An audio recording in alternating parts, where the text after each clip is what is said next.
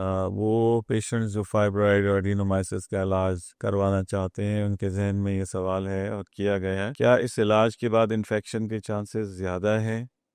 अम, इसका जवाब यह है कि चांसेस बहुत कम है।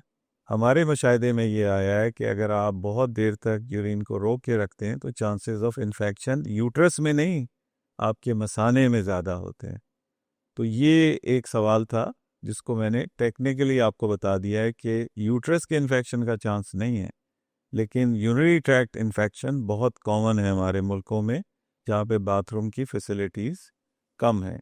लेकिन इस इलाज के बाद इन्फेक्शन के चांसेस बहुत कम हैं। सिर्फ उन लोगों में हम सस्पेक्ट करते हैं जिनकी शुगर्स कंट्रोल नहीं है या और कोई ऐसे मेडिकल रीजंस है जिसकी वजह से उनकी कुव्वत मुदाफ़ियत यानी इम्यूनिटी कम है। तो उस सूरत में हमें उनको एंटीबायोटिक्स देना ज़रूरी हो जाता है।